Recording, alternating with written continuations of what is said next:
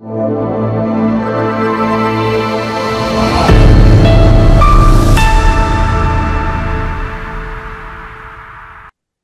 frères et sœurs, soyez encore une fois de plus les bienvenus, vous qui êtes en présentiel et tous ceux qui sont en ligne, à ce culte de mardi. Aujourd'hui, mardi le 10 juin, ici à Pont-de-Grâce, vous êtes les bienvenus. Que le Seigneur soit glorifié. Nous allons nous embarquer aujourd'hui dans un nouveau sujet. En fait, c'est une variance du sujet que nous avons commencé la fois dernière sur les fondations de notre foi. Nous avions parlé du credo de Nicée en long et en large. Aujourd'hui, par la grâce du Seigneur, nous allons commencer à parler d'un autre credo très important dans l'histoire de l'Église. Il s'agit du credo de Chalcédoine, du credo de Chalcédoine. Et du coup, notre sujet est libellé de la manière suivante: les fondations de notre foi, comprendre le credo de Chalcédoine. Alors, avant d'aborder ce sujet, je voudrais que pour ceux qui sont dans la salle, qu'on puisse se tenir debout. Ceux qui sont en ligne, bon, évidemment, ils ne vont pas se tenir debout. Et nous allons ensemble lire le credo de Nicée. Nous allons le réciter, le proclamer, et en le faisant, nous sommes, après avoir été enseignés, convaincus de l'importance non seulement de les dire, mais aussi de la vérité que nous proclamons en disant ceci. Je vais mettre le credo sur le tableau, enfin sur l'écran, et de cette manière, pour ceux qui n'ont pas leur texte avec eux, mais je crois que ce serait quand même important que chacun de nous puisse avoir ce texte-là.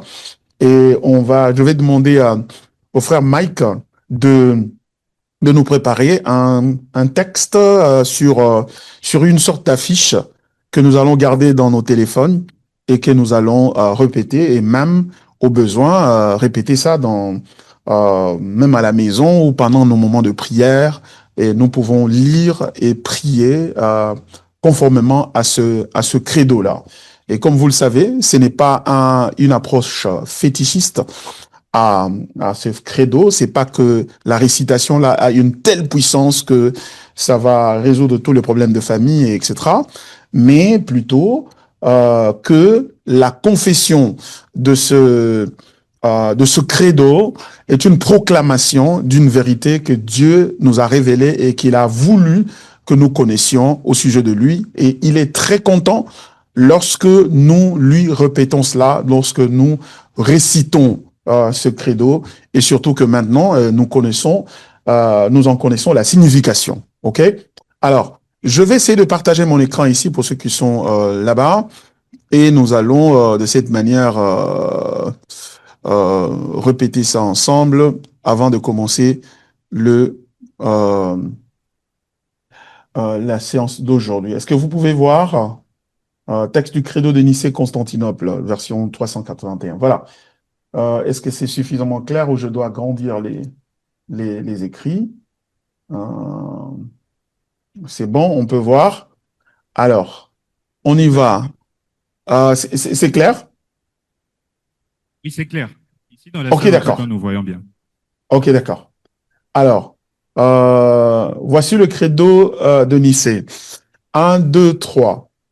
Je crois en un seul Dieu, le Père Tout-Puissant, Créateur du ciel et de la terre, de toutes choses visibles et invisibles, et en un seul Seigneur, Jésus-Christ, le Fils unique de Dieu, engendré du Père avant tous les siècles, lumière de lumière, vrai Dieu de vrai Dieu, engendré et non créé, consubstantiel au Père, par lui tout a été fait, pour nous les hommes et pour notre salut. Il est descendu des cieux par l'Esprit Saint. Il a pris chair de la Vierge Marie et il s'est fait homme. Il a été crucifié pour nous sous Ponce Pilate. Il a souffert et a été enseveli. Il est ressuscité Il est le ressuscité troisième le jour, troisième jour, selon les les Écritures. les Écritures. Il est monté au Il est monté au ciel. monté au ciel, ciel, Il siège il à la siège à la droite droite du droite du Père. Père. Il reviendra Il avec gloire Reviendra avec gloire gloire pour juger les pour vivants et juger les vivants et les morts. et son règne Et n'aura son pas de règne son fin. règne n'aura pas de n'a fin. pas de Je crois en Je l'Esprit crois en Saint L'Esprit Saint, qui est qui est Seigneur et qui Seigneur, Seigneur, et donne la qui vie. donne la vie, Il procède du il il Père procède procède du du et Père du et Fils. du Fils. Avec le avec Père et le le Père, Et Fils, le Fils il reçoit même reçoit il adoration adoration et même et et gloire. même gloire. gloire. Il a Il a parlé par parlé les par les Parlé par prophètes. les prophètes. Je Je crois crois en en Je crois en l'Église, l'Église, l'Église, une, une, sainte, sainte, sainte, catholique catholique et catholique et et apostolique. apostolique. Je Je reconnais un reconnais un seul seul baptême Baptême pour la pour rémission la des rémission péchés. des des péchés. J'attends la J'attends la résurrection La des résurrection morts résurrection des morts et la vie et du la vie monde du à monde. venir. d'avenir. Amen. Amen. Amen. Gloire au Seigneur. Amen. Alléluia. Qu'est-ce Amen. que c'est merveilleux. Gloire soit rendue au Seigneur. Ça, c'est notre foi. Ça, c'est notre religion. Ça, c'est notre salut. Et c'est comme ça que Dieu a voulu que nous connaissions ces choses afin que nous le proclamions, comme il est dit dans le livre d'Éphésiens, que Dieu a voulu que les principautés, les autorités, les esprits qui sont dans les cieux connaissent au travers de l'Église la sagesse infiniment variée de Dieu. La sagesse infiniment variée de Dieu. Et cette sagesse s'est révélée au travers des Écritures et c'est avec beaucoup de joie et beaucoup de confiance que nous proclamons ces choses, croyant en elles et donnant notre vie, donnant nos vies tout entières à cette vérité. Et cette vérité est plus grande que tout ce qui peut nous être dit ou nous être prophétisé dessus, parce que la parole de Dieu était au commencement, elle est maintenant et elle sera à la fin. Elle ne passera jamais, tout passera, mais elle restera. Alors, cela dit, nous en venons maintenant au credo de Chalcédoine. J'ai envoyé les notes par le truchement de notre ministère de communication, donc qui a placé ça sur qui a placé ça sur le groupe. Et tous les bien-aimés qui est en ligne, si vous avez besoin de cela et que vous n'avez pas eu, et j'ai envoyé ça aussi à notre groupe d'études bibliques de mercredi avec les bien-aimés qui sont déjà ici, maman Jodel, maman Marla, Flo, et etc. Donc voilà. Cela dit, aujourd'hui, c'est la première séance. Nous allons parler de la personne du Christ selon Chalcédoine. Nous sommes en train de parler du Christ. Et quelqu'un peut se demander, mais pourquoi tous ces credos? Voilà la justification. Jean chapitre 17. Jean chapitre 17, verset 3. À partir du verset 1er. Lisons à partir du verset 1er jusqu'au verset 3. Après avoir ainsi parlé, Jésus leva les yeux au ciel et dit, Père, l'heure est venue, glorifie ton nom, glorifie ton Fils, afin que ton Fils te glorifie. Selon que tu lui as donné pouvoir sur toute chair, afin qu'il accorde la vie éternelle à tous ceux que tu lui as donnés. Or, la vie éternelle, c'est qu'ils te connaissent toi, le seul vrai Dieu, et celui que tu as envoyé, Jésus-Christ. Voyez-vous, donc ce texte ici est en train d'affirmer, et c'est le Seigneur ici qui est en train de prier dans la prière dite sacerdotale, il s'adresse à son Père dans la prière, et il dit, Père, glorifie-moi, couvre-moi de la gloire, laquelle gloire j'avais auprès de toi avant même que je ne vienne ici. Et il dit, glorifie le Fils afin que le Fils te glorifie. C'est une relation de glorification entre le Père, le Fils et le Saint-Esprit. Dans cette relation, il n'y a pas d'auto-glorification. C'est-à-dire, chacun ne se glorifie pas lui-même, mais laisse l'autre le glorifier. Le Père glorifie le Fils glorifie le Père, le Saint-Esprit glorifie le Père et le Fils, et le Père, le Saint-Esprit et le Fils glorifie le Saint-Esprit également. Et ici, Jésus a dit, glorifie ton Fils afin que ton Fils te glorifie. Et glorifier Jésus, c'est affirmer ce qu'il est. C'est déclarer ce qu'il est. C'est s'accorder avec Dieu au sujet de ce que Jésus est et ce par rapport à son Père. Et il dit au verset 2, c'est long que tu lui as donné pouvoir sur toute chair afin qu'il accorde la vie éternelle à tous ceux que tu lui as donnés. De la glorification de Jésus dépend la vie éternelle. Quand il est glorifié, il accorde la vie à tous ceux-là que Dieu, le Père, lui a donnés. Qui sont ceux-là? Ce sont des élus. Mais comment je le sais? Mais je le sais parce que la Bible en parle dans Jean chapitre, Éphésiens chapitre 1, versets 3 à 5. La Bible dit, béni soit Dieu, le Père de notre Seigneur Jésus-Christ, qui nous a bénis de toutes sortes de bénédictions spirituelles dans les lieux célestes. Verset 4. En lui, Dieu nous a élus avant la fondation du monde, afin que nous soyons saints et irrépréhensibles devant lui.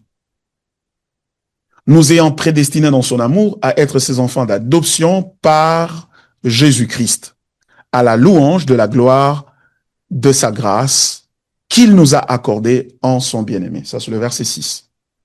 Donc, Dieu nous a élus avant la fondation du monde, de tout cela qu'il avait déjà vu devenir pécheurs par Adam, c'est-à-dire qu'il ne nous a pas élus comme des hommes parfaits et des femmes parfaites. Il a plutôt vu dans le futur que Adam sera pécheur et tous ceux qui sont en lui deviendront pécheurs de ce fait-là. Et par conséquent, de ce pool ou de cette sorte de réservoir des pécheurs qui sont en Adam, Dieu a choisi, il a élu des personnes, non pas sur base de quelconque mérite ou de quelque œuvre qu'ils auraient produite, étant donné d'ailleurs que c'était avant la fondation du monde, eh ben, Dieu les a choisis et les a donnés à Jésus. Et maintenant, Jésus est en train de dire ici, au verset 2, d'abord au verset 1er vers la fin, il dit « Glorifie ton Fils afin que ton Fils te glorifie, selon que tu lui as donné pouvoir sur toute chair, afin qu'il accorde la vie éternelle à tous ceux que tu lui as donnés. » Le Père nous a donné à Dieu, à Jésus, avant la fondation du monde. Et regardez, au verset 3, c'est une implication directe du verset 2, parce qu'il dit, « Or, la vie éternelle, la vie qu'il doit donner à ceux-là qu'il a reçus de son Père, la vie éternelle consiste en quoi? C'est qu'ils te connaissent, toi, le seul vrai Dieu, et celui que tu as envoyé, Jésus-Christ. » Donc la vie éternelle, qui est donc la vie éternelle, qui est donc la vie chrétienne, a pour objectif ultime de connaître le Père et celui que le Père a envoyé, Jésus-Christ. Car de cette connaissance-là dépend la capacité non seulement de recevoir la vie éternelle, mais aussi de jouir de cette vie-là. Par conséquent, la connaissance de Dieu et donc la connaissance de Dieu dans sa nature trinitaire, le Père, le Fils et le Saint-Esprit, est le fondement de la vie chrétienne et donc la raison pour laquelle le christianisme existe. Le christianisme n'existe pas parce que les gens sont en train de souffrir tellement qu'il faut absolument que Dieu vienne à leur secours. Dieu n'est pas un sapeur-pompier. Dieu n'est pas un service de l'État. Dieu n'est pas un volontaire qui est assis quelque part et qu'on doit absolument sortir de sa quiétude, de son confort pour lui dire comment tu peux rester indifférent ou comment tu peux t'asseoir comme ça, tournant le pouce, alors que les gens sont en train de mourir et que tu as le moyen de les aider, de les secourir, de les sauver. Non. Pourquoi? Mais parce que la Bible affirme que tous ont péché et sont privés de la gloire de Dieu. C'est-à-dire que les hommes souffrent parce que c'est ce qu'il mérite, c'est ce que nous méritons. Nous méritons de souffrir à cause de nos péchés, à cause de notre rébellion vis-à-vis de Dieu. Et Dieu étant un juste, que dis-je? Dieu étant un Dieu juste, il est la justice par excellence. La Bible dit que son trône est fondé sur l'équité et sur la justice. Et Dieu étant comme tel, eh ben, il nous doit un jugement. Donc, par conséquent, notre souffrance ou la souffrance du pécheur n'est pas une motivation pour Dieu de venir les sauver. Au contraire, c'est une motivation de Dieu, pour Dieu, de se détourner d'eux parce que ils sont en train de souffrir parce que, à cause de leurs péchés et donc à cause de leurs mauvaises actions. Voyez-vous? Donc, bien aimé dans le Seigneur, vous remarquez, ce qui arrive ici, c'est, donc par conséquent, l'urgence, c'est-à-dire nos souffrances ne créent pas une urgence de salut. Mais qu'est-ce qui motive Dieu à venir nous sauver? Ce qui motive Dieu, c'est le désir de se glorifier. C'est le désir de se glorifier. Et il se glorifie en se faisant connaître, c'est-à-dire en créant des conditions qui vont permettre à certains attributs, c'est-à-dire certaines qualités qu'il a en lui-même, intrinsèques à lui-même, de se manifester.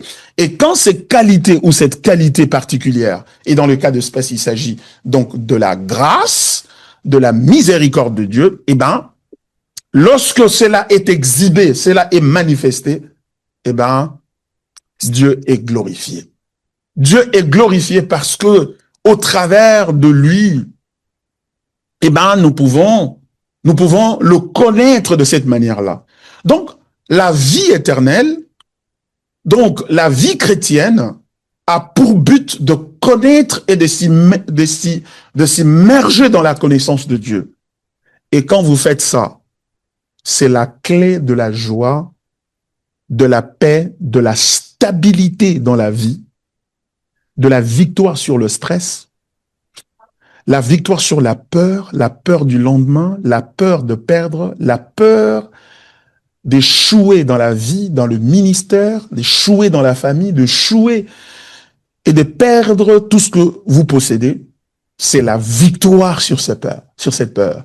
C'est la victoire sur l'ennemi, sur Satan, sur ses démons, sur les œuvres des ténèbres, sur la sorcellerie, sur la magie. La victoire sur la magie, sur les puissances des ténèbres, c'est la connaissance de Dieu. C'est la connaissance de ce qu'il est. Dieu ne vous donne pas la victoire en vous donnant autre chose que la connaissance de ce qu'il est. Car ce qu'il est, c'est la source de sécurité. Ce que Dieu est, c'est la source de paix. Ce que Dieu est, c'est la source de joie. C'est pourquoi la Bible dit, dans Philippiens chapitre 4, verset 6, « Ne vous inquiétez de rien, mais en toute chose, faites connaître vos besoins à Dieu par des prières, de supplications, avec des actions de grâce. » Écoutez la conclusion de cette exhortation. L'apôtre Paul dit, « Et la paix de Dieu, qui surpasse toute intelligence, gardera vos cœurs et vos pensées en Jésus-Christ. » L'apôtre Paul ne dit pas, et Dieu va résoudre ce problème tout de suite, après avoir prié. Non, il dit, la paix de Dieu, qui surpasse toute intelligence, toute compréhension, toute logique, toute rationalité. Eh bien, la paix de Dieu gardera votre cœur et vos pensées en Jésus-Christ, en ce qu'il est. Car la connaissance de ce qu'il est vous stabilise et vous permet de garder le calme, même devant les pressions les plus intenses de la vie. Car croyez-moi, si vous ne l'avez pas encore vu, mais nous autres qui avons été ici un peu plus d'un demi-siècle maintenant, nous avons rencontré beaucoup de choses dans la vie et qui peuvent complètement vous troubler, parfois vous plonger dans une dépression profonde, une tristesse profonde, et la vie devient grisâtre, elle devient triste et morne, et vous ne savez pas duquel pied danser, même si vous êtes Congolais, réputé danseur par vocation. Voilà. C'est pourquoi la connaissance de ce Dieu-là commence par la révélation de ce qu'il est dans les Écritures. Ce qui veut dire aussi, l'attaque du diable ne porte pas premièrement sur notre santé, sur nos finances, sur nos projets, sur nos enfants, sur notre foyer, etc., sur nos études. L'attaque du diable commence sur notre capacité de percevoir qui est Christ.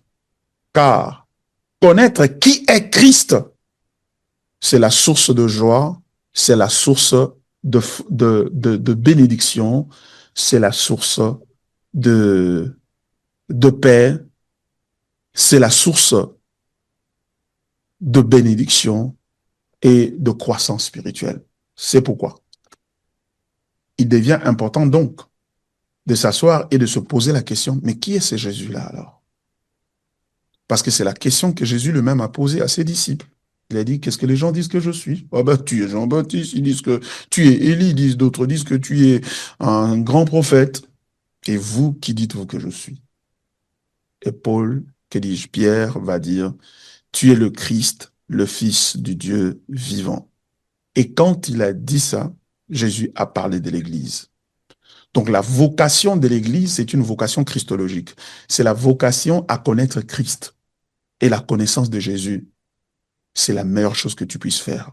S'il est une chose que tu dois faire dans ta vie et dans ta spiritualité, ce n'est pas de prier beaucoup, aller sur la montagne. Si, il faut absolument prier. Nous voulons que Dieu veut que nous puissions prier.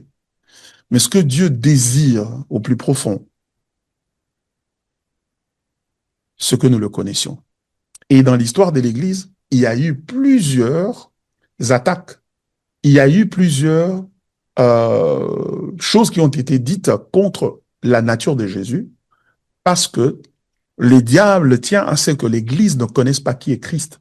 Mais elle veut que l'Église prie beaucoup. Parce que, comme Maman Marla nous avait dit, la prière c'est la mode, disent certains pasteurs.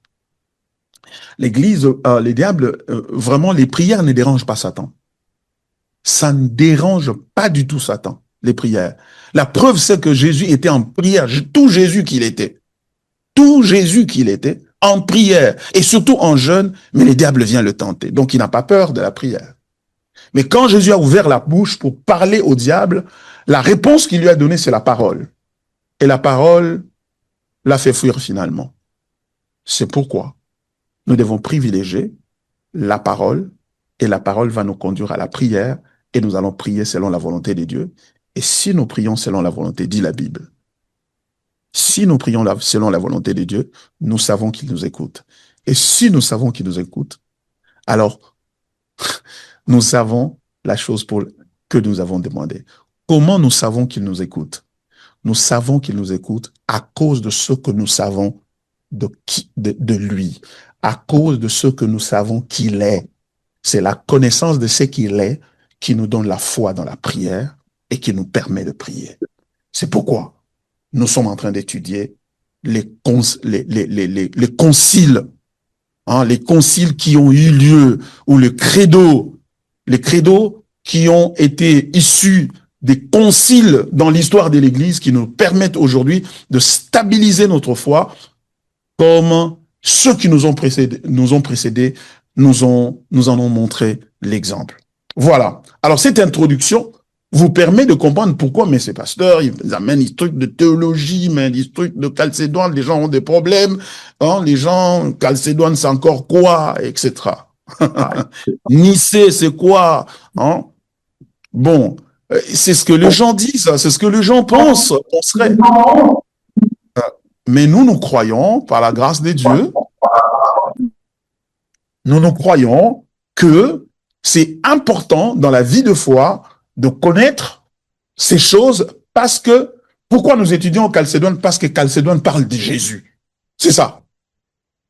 Tu peux amener un autre concile à toi, tu peux amener un autre truc à toi, tu dis que ça s'appelle Mabilanzulu, mais la question que nous allons poser, est-ce que ça parle de Jésus? Si ça parle de Jésus, amène ça et nous allons étudier ça. Parce que ce qui nous intéresse, c'est Jésus. Voilà. C'est la raison pour laquelle nous étudions cela. Donc, nous disons, la personne du Christ selon Chalcédoine. Hein? Si vous voulez qu'on étudie la personne de Christ selon votre village, eh ben, amène-nous ça. Nous allons lire et étudier ça et nous allons l'analyser à la lumière des Écritures pour voir si, dans votre village ou dans votre école ou dans votre institution, eh ben, on parle de Jésus de la manière dont Jésus est présenté dans les Écritures. Et comment on le sait? Parce que ceux qui nous ont précédés dans la foi, notre religion date de très longtemps, plus de 2000 ans maintenant, et donc ceux qui nous ont précédés sont importants. Alors, cela dit, bien-aimés dans le Seigneur, après avoir exploré ensemble, durant 4 séances, la profondeur du credo de Nicée, qui affirme la divinité de Christ, nous allons aborder aujourd'hui le credo de Chalcédoine, qui complète notre confession en précisant comment la nature divine et la nature humaine sont unies en Christ. Si Nicée répondait à la question « Christ est-il vraiment Dieu ?», Chalcédoine répond à « Comment Christ peut-il être à la fois vrai Dieu et vrai homme ?» Dans le concile de Nicée, ils ont traité de la doctrine d'un gars qui s'appelait Arius, qui a inventé une doctrine qui s'appelle l'arianisme. C'est-à-dire, cette doctrine disait Jésus n'est pas Dieu. Il est fils de Dieu, il est prophète, mais il n'est pas Dieu au même pied d'égalité que Dieu, le Père, le Créateur des cieux et de la terre. Et nous avons ensemble vu qu'il avait tort parce que les autres se sont retrouvés et ils ont analysé les Écritures. Il est ressorti très clairement de l'analyse ou de l'étude des Écritures que Arius avait tort et que Jésus est Dieu. Ça, c'est Nicée. Maintenant, ici, à Chalcédoine, on est en train de traiter de la question de savoir comment Christ alors, s'il était Dieu, et pourtant on l'a vu naître, on l'a vu grandir, on l'a vu mourir, et ses disciples ont dit qu'il est ressuscité alors que tout le monde dit qu'il n'est pas ressuscité. Donc il est encore dans la mort, c'est un être humain. Comment alors il peut être à la fois Dieu et homme en une seule personne? C'est ça la question de Chalcédoine. Donc Chalcédoine veut dire comment réconcilier les deux natures que Jésus avait donc. Parce que Nicée nous a dit qu'il est Dieu. Et quand nous lisons la Bible, nous voyons qu'il était né, qu'il avait une mère,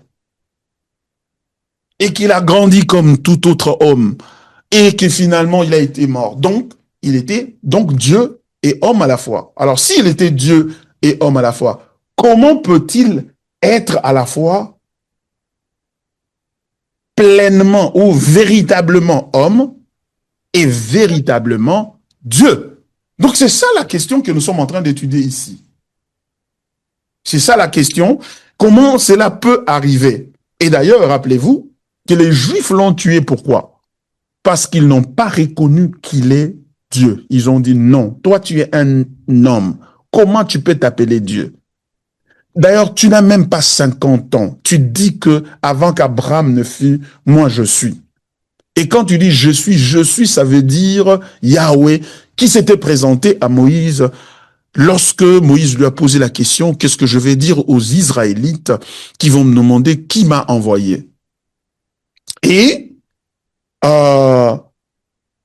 tu affirmes que tu es égal à Yahweh. Non, cela ne peut pas être vrai. Et c'est comme ça qu'ils l'ont tué. Ils l'ont fait tuer en le traduisant en justice devant Pilate et en influençant démocratiquement le peuple pour réclamer à corps et à cri sa crucifixion, alors que, animé d'une bonne volonté ou de la bonne volonté de le voir libéré, car il n'avait trouvé aucun grief, aucune infraction, aucun mal que ce type de Jésus avait commis. Pilate voulait donc le libérer, mais ils ont démocratiquement, la démocratie, ils ont donnez-nous Barabbas, crucifiez Jésus. Et pourquoi ils l'ont dit?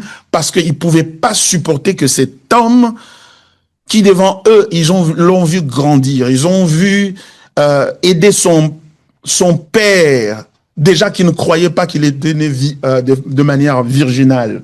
Ils ont vu son père menuisier de profession, Joseph donc, marié à Marie. Eh ben, ils l'ont vu aider son père, ils l'ont vu grandir. Et d'ailleurs, dans la ville où il a grandi, il n'a pas fait beaucoup de miracles parce que, eh ben, il ne croyait pas qu'il était Dieu, qu'il était surnaturel. Comment expliquer donc que ce Jésus-là soit à la fois après sa mort, sa prétendue résurrection, diraient ses détracteurs, c'est-à-dire ceux qui sont contre lui ou ceux qui l'ont fait tuer, notamment les Juifs, les anciens d'Israël, les leaders d'Israël qui l'ont fait tuer. Mais nous ne croyons pas qu'il est ressuscité, mais cette histoire-là, c'est n'importe quoi. Voyez-vous? Alors, maintenant, comment il peut être à la fois Dieu et à la fois homme? Et cette question-là de réconcilier les deux a conduit à des hérésies, c'est-à-dire à des convictions ou à deux manières d'expliquer ça. Il y a eu deux personnes dans l'histoire de l'Église, nous allons voir ça. Ils s'appellent Nestor et Étiquès. Étiquès et Nestor. Nestor a dit que les deux personnes, qu'il y avait deux personnes en fait en Jésus. Jésus n'était pas une seule personne. Il y avait Jésus homme et Jésus Dieu. Donc deux personnes qui habitaient dans un seul corps. Et que les deux étaient totalement distincts et séparés. Et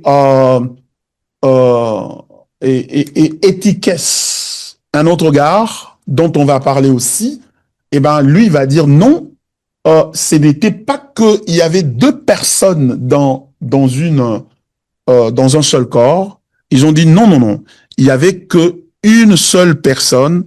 Il y avait que la personne divine. C'est-à-dire, il était Dieu. Son humanité était comme du miel qui a été jeté dans l'océan et ce miel a été absorbé. Du coup, quand vous regardez l'océan, vous ne voyez plus le miel. Le miel, c'est sa nature humaine. Donc, il était totalement Dieu, de telle sorte que son humanité a été absorbée par sa divinité. Et l'une de ces deux erreurs, chacune de ces deux articulations ou deux manières de présenter la réconciliation ou représenter les deux natures de Jésus-Christ, porte atteinte directement à notre salut. Et ça ne peut pas permettre que nous soyons sauvés et ça ne peut pas permettre que nous puissions vivre la vie chrétienne. C'est pourquoi il y a eu ce concile réuni dans une ville appelée Chalcédoine, dans l'actuelle Turquie, où les leaders de l'église ou des églises à l'époque se sont retrouvés sous le leadership de pape Léon Ier et l'empereur de l'époque, et qui ont finalement décidé de s'asseoir et examiner les Écritures. Et quand ils ont examiné l'Écriture, ils nous ont présenté la meilleure définition ou la meilleure articulation, la meilleure façon d'expliquer comment Jésus était à la fois Dieu et à la fois homme. Et rappelez-vous, quand il a posé cette question à ses disciples, « Et vous, qui dites-vous que je suis ?» Pierre a dit, « Tu es le Christ, le Fils du Dieu vivant. Tu es le Oint, le Messie, l'homme qui vient nous libérer, mais qui a la nature de Dieu. » Donc, il parle de ces deux natures-là. Mais comment ces deux natures-là cohabitent en Jésus-Christ?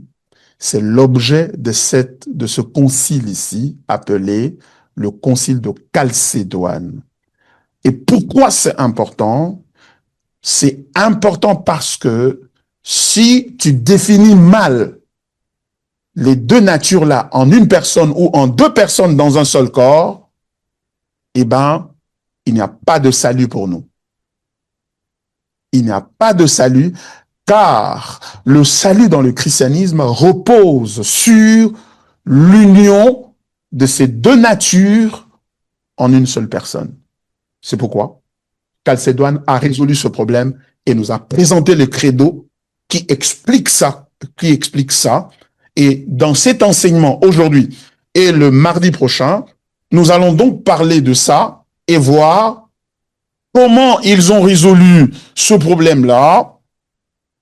Nous allons voir ensemble comment ils ont articulé, comment ils ont, sur base des Écritures. Ce n'est pas que eux, ils ont inventé, ce n'est pas que le concile a inventé comment et a imposé comment nous devrions réconcilier les deux natures de Jésus en une seule personne, mais plutôt à la lumière de ce que la Bible dit, à la lumière de ce que les Écritures disent. Mais pourquoi les Écritures? Parce que les Écritures sont inspirées de Dieu. Pourquoi cela est important? Mais parce que il n'y a que Dieu qui se connaît totalement et parfaitement. Et par conséquent, il n'y a personne qui connaisse Dieu mieux que Dieu lui-même. Donc, si nous voulons connaître Dieu, nous devons nous référer à Dieu qui nous parle. C'est pourquoi Jésus, ce jour-là, il avait dit à Pierre, Pierre, tu es heureux, fils de Jonas, tu es heureux, Simon, fils de Jonas, car c'est son point, la chair et le sang qui t'ont révélé cela. Ça veut dire que si tu as tapé juste et que ce que tu as dit au sujet de moi est exact, c'est parce que le Père t'en a parlé. Donc, le concile a dû se référer aux Écritures, et c'est sur base de ce que les Écritures ont dit qu'ils ont déclaré ce credo. Ce qui veut dire Nestor et Étiquès. Nestor, le nestorianisme. Étiquès, le étiquianisme. Ils ont eu mal lu les Écritures. Et c'est pourquoi ils sont arrivés à ces deux conclusions différentes. La première, de Nestor, c'est qu'il y a deux personnes différentes en Jésus-Christ. Il y a Dieu et la personne de l'homme en Jésus-Christ. Donc, il y a deux personnes. Ce qui veut dire, parfois, c'est Jésus qui parle, parfois, c'est Jésus homme qui parle, parfois, c'est Jésus Dieu qui parle. Et ça pose problème pour notre salut. Comment? Nous allons voir ça. Et Étiquès, lui, a dit que la nature de Jésus, humaine, le côté humain, a été absorbé totalement et confondu donc à sa nature divine, au point que il n'y a eu qu'une seule personne divine en Jésus-Christ. Et cela pose problème par rapport à notre salut. Comment? Nous allons voir ça. Et ça pose problème. Les deux sont des hérésies qui posent problème non seulement par rapport au salut comme un moyen d'accès à Dieu, c'est-à-dire je reçois Jésus comme Seigneur et Sauveur, je deviens enfant de Dieu. Non, non. Pas seulement ça, mais aussi comment vivre la vie chrétienne de tous les jours.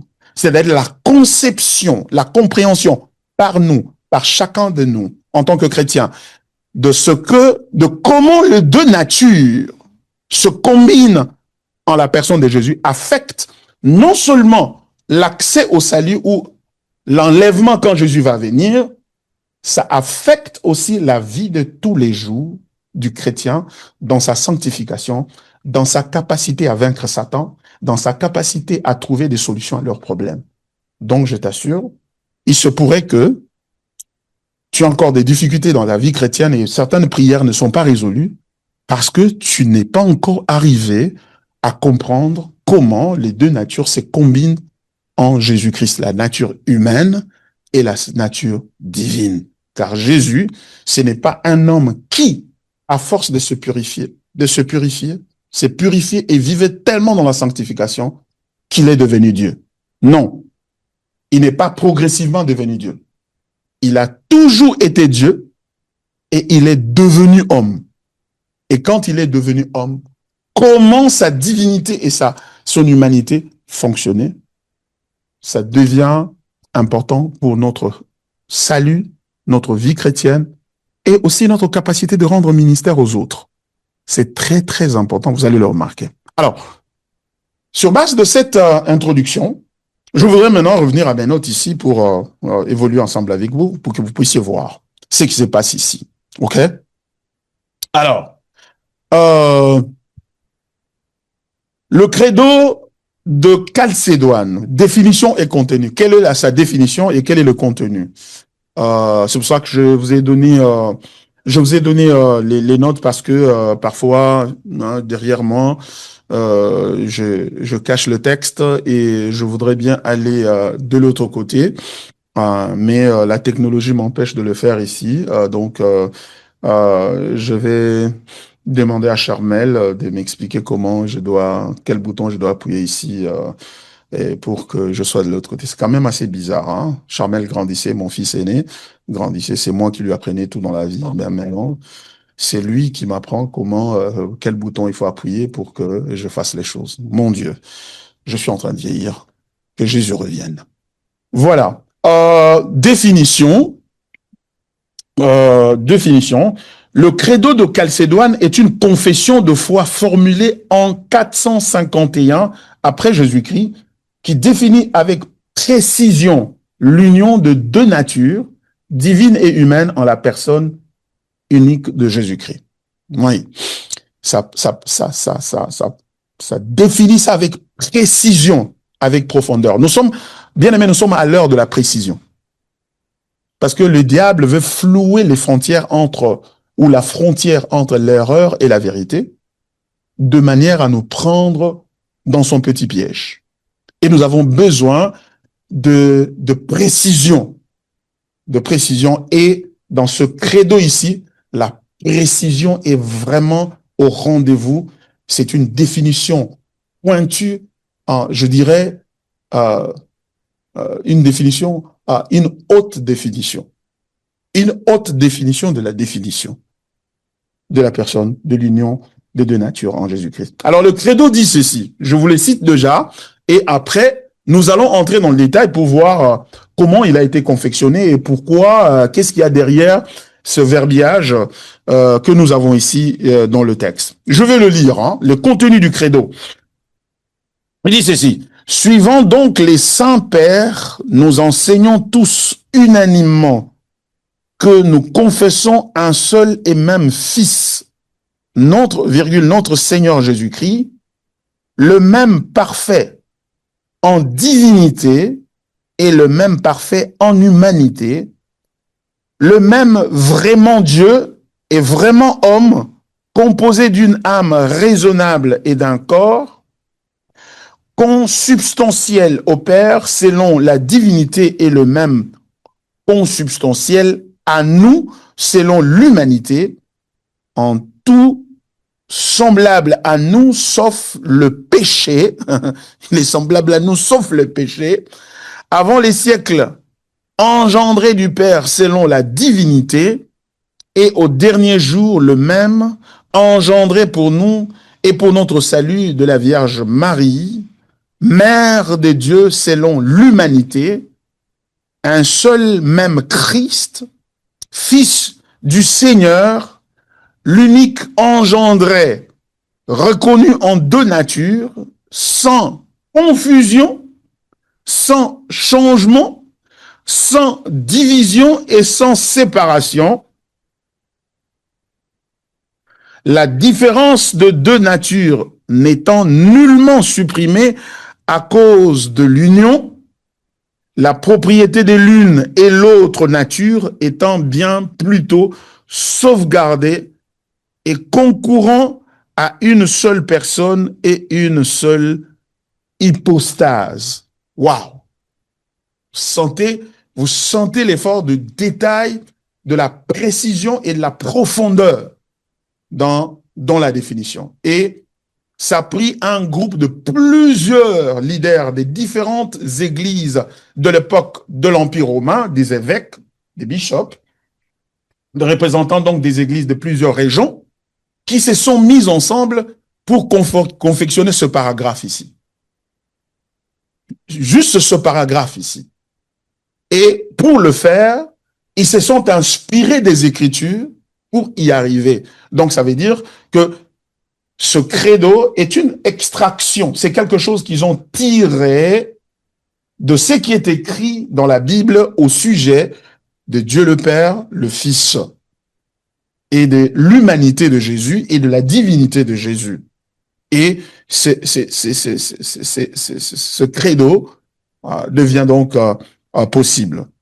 Il y a 4 choses ici qui sont en train de souligner les 4 négations cruciales. Il y a 4 négations, il y a 4 choses qu'ils contestent, qui disent non à ces 4 choses-là. Ou en d'autres termes, 4 choses qu'ils sont en train de préciser et sur lesquelles ils sont en train d'insister pour nous permettre de connaître comment la nature de Jésus, la nature divine et la nature humaine ont cohabité. Parce que ces 2 choses-là font que Jésus soit différent de tous les autres prophètes que vous connaissez, y compris Mahomet, Bouddha, Kimbangu et n'importe quel autre. C'est qu'en lui habitait corporellement toute la divinité, comme le dit le texte de Colossiens, que nous allons avoir l'occasion de construire. Et c'est important pour nous de comprendre ces choses. Pourquoi? Parce que dans le christianisme, comme je l'ai dit durant l'enseignement sur le concile de Nicée ou le credo de Nicée, le christianisme est une religion unique en son genre. Parce que dans le christianisme, le salut est une personne et non une liste des bonnes choses que Dieu va faire pour nous. Dans les autres religions, le salut, c'est le pardon des péchés, c'est la bénédiction et aller au ciel quand vous allez mourir. C'est ça le salut. Et pour atteindre ce salut-là, il donne une liste de choses à faire et à ne pas faire. Les musulmans ont leur liste et reprise dans le Coran. Le bouddhiste dans leurs livres, les hindous dans leurs livres aussi. Les kimbanguistes dans leurs manuels, etc. Les mormons, ils ont aussi leurs livres. Mais dans le christianisme, nous ne sommes pas sauvés par une liste de choses. Le salut n'est pas un paquet de bénéfices. Le pardon, la délivrance, la bénédiction, la sanctification, la justification et finalement, voyage vers le ciel, quand vous mourrez ou quand Jésus retourne. C'est pas ça. Dans le christianisme, le salut est incarné par une personne. C'est Jésus. L'apôtre Jean dit ceci. Et voici ce témoignage. Ce que Dieu nous a donné la vie éternelle.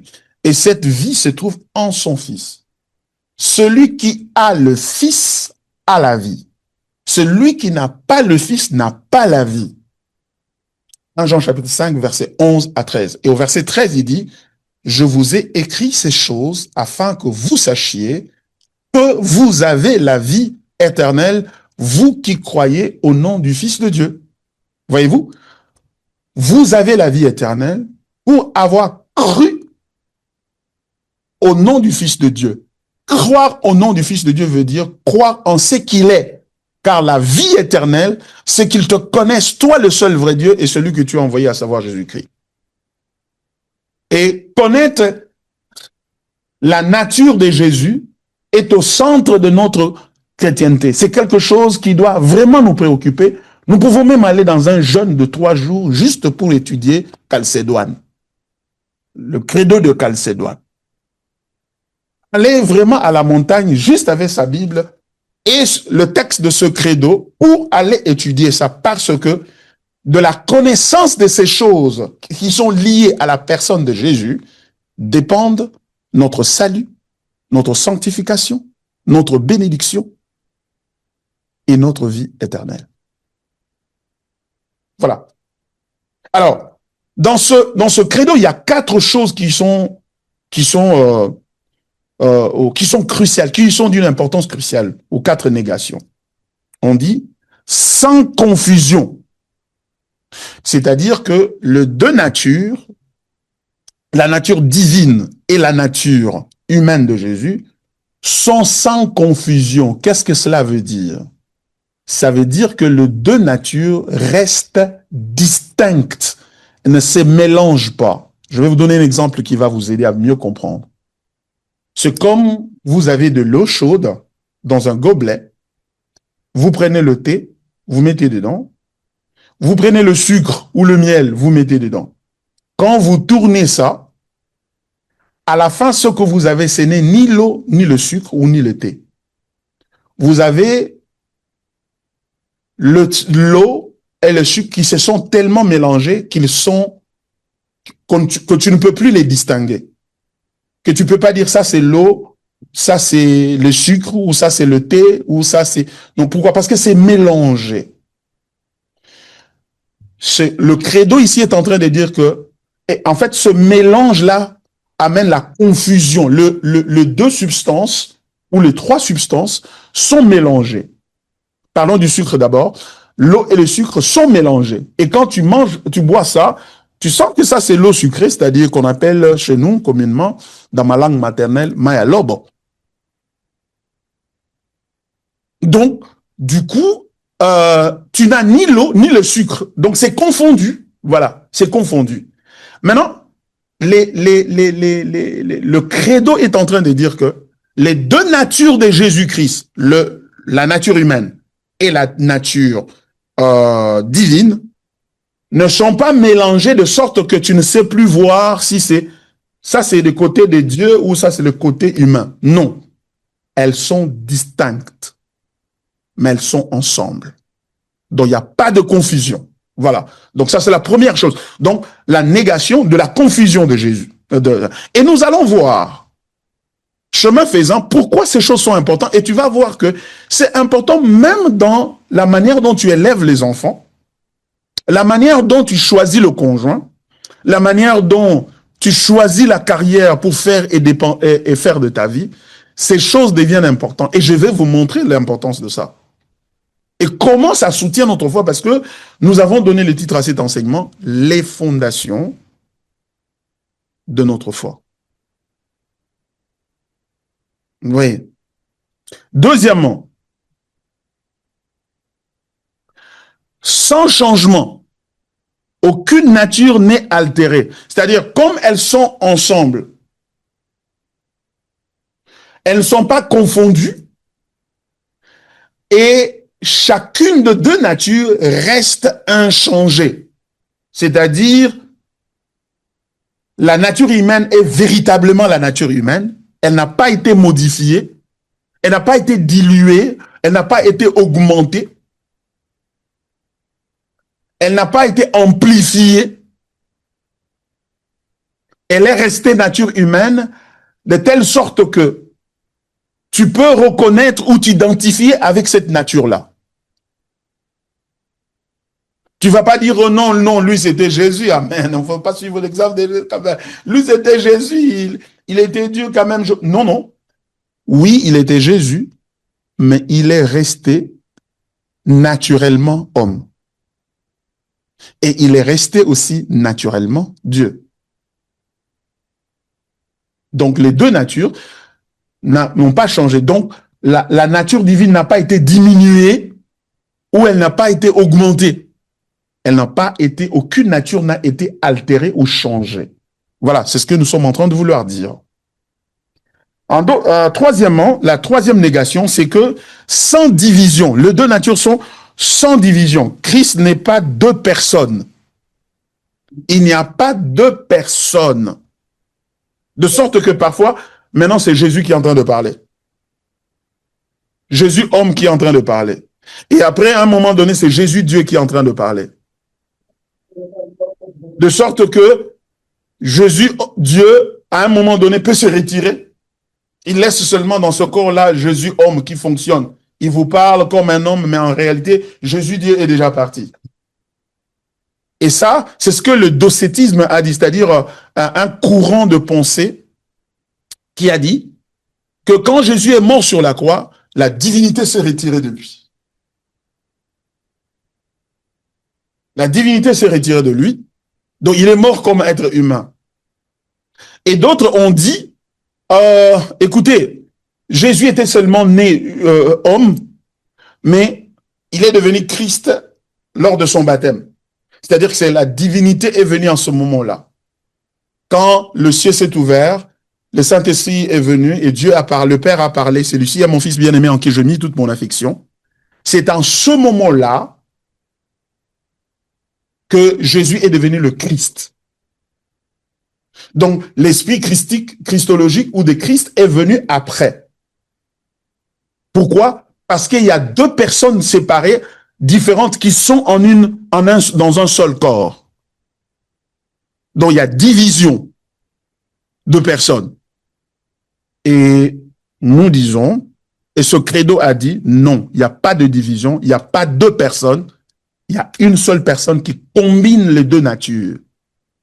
Les deux natures, et en combinant ces deux natures, les deux natures ne sont pas confondues et les deux natures ne sont pas non plus altérées. Aucune nature n'est altérée ou changée par cette cohabitation-là.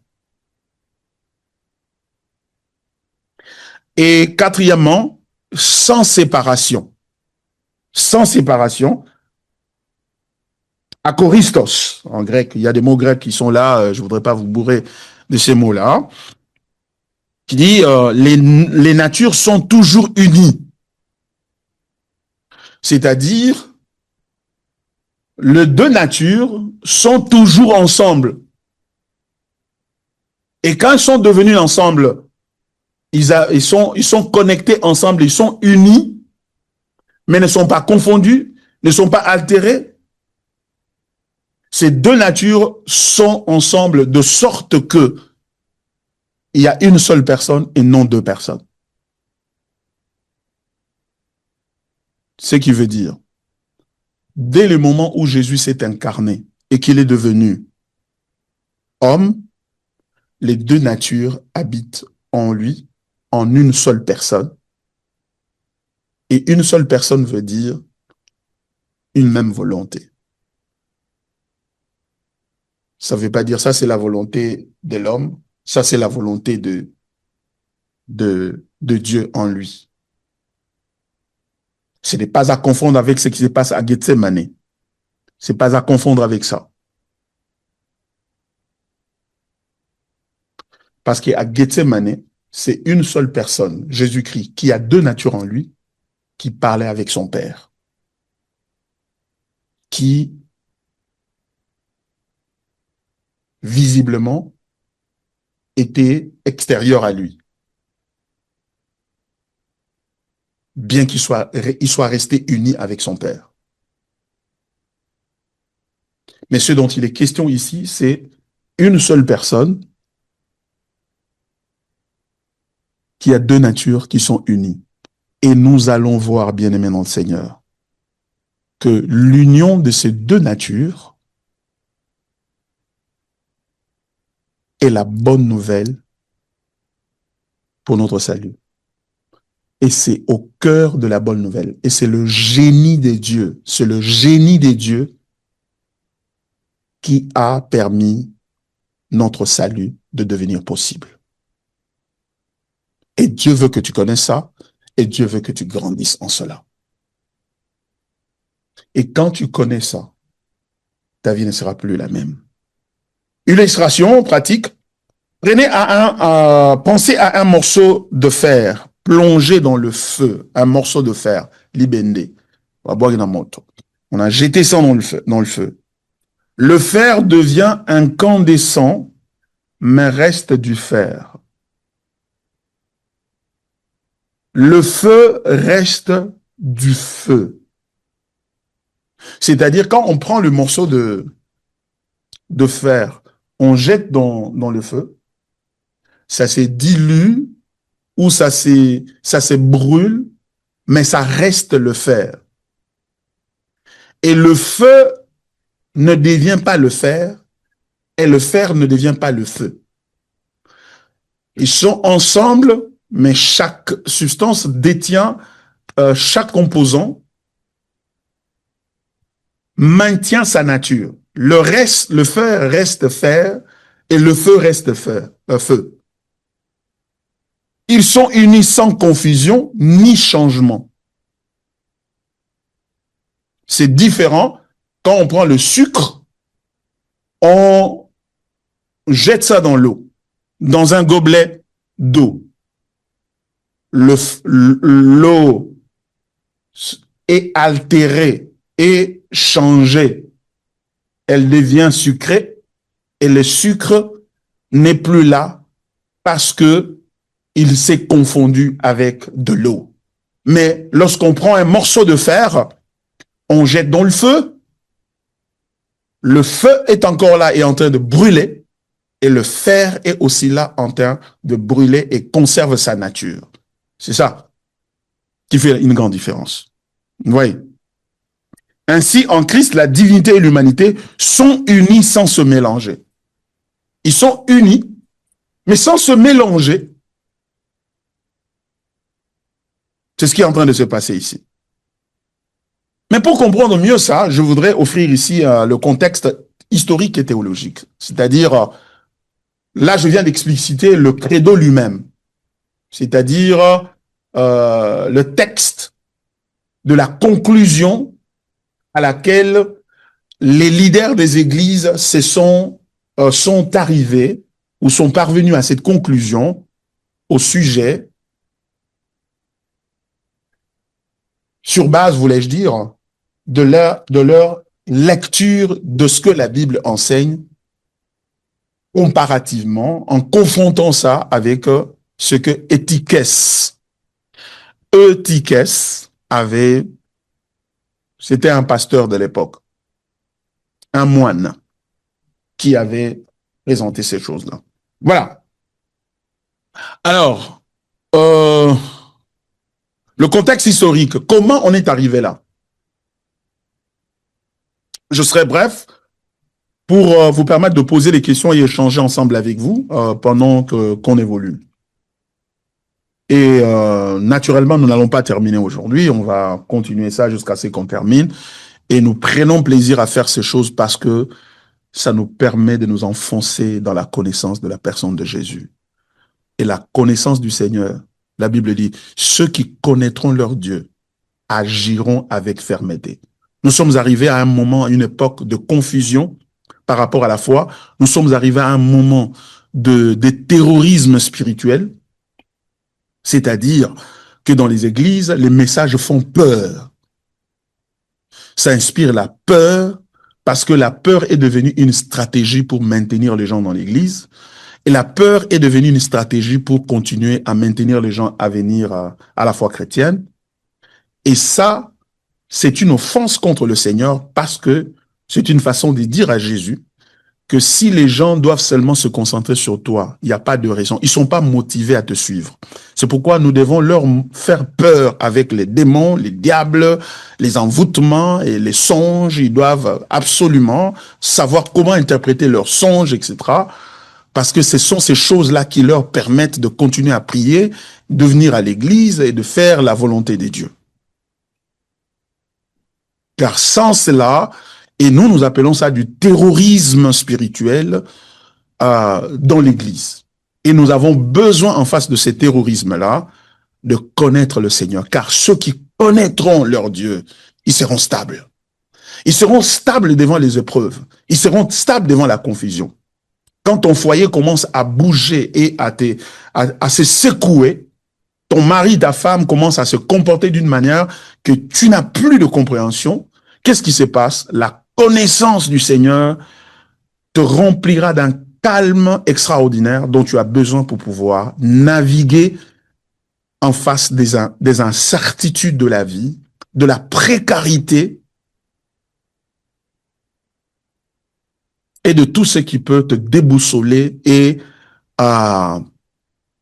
te conduire à prendre des décisions hâtives, des décisions par la peur. Alors, si je ne le dis pas, oui, je vais souffrir. Est-ce qu'il y aura encore un autre mari, un autre gars qui va venir? Ah, mais écoutez, on va quand même, je vais l'amener en Pont de Grâce, hein. Là-bas, on prêche l'évangile, il va vraiment se convertir et puis on va se marier. Non, c'est un païen, laisse-le tranquille. Et ce qui peut t'amener à prendre une telle décision difficile et radicale devant un païen qui parle bien, qui est beau, ou une païenne qui est très jolie, etc., et qui semble être dans tes goûts, mais qui ne connaît pas le Seigneur, c'est justement la connaissance de Jésus.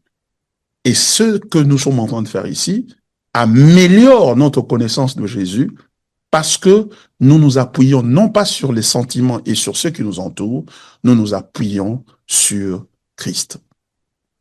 Nous nous appuyons sur la parole de Dieu pour arriver à cela. Et la parole de Dieu est stable.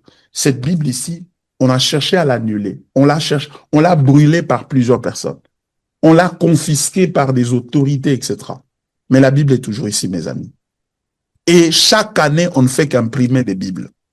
Quand tu vas dans les bookstores, c'est-à-dire dans les librairies chrétiennes, tu trouves la Bible. C'est le livre le plus lu au monde, le livre le plus populaire, le plus imprimé au monde. Il n'y a pas d'autre, c'est la Bible.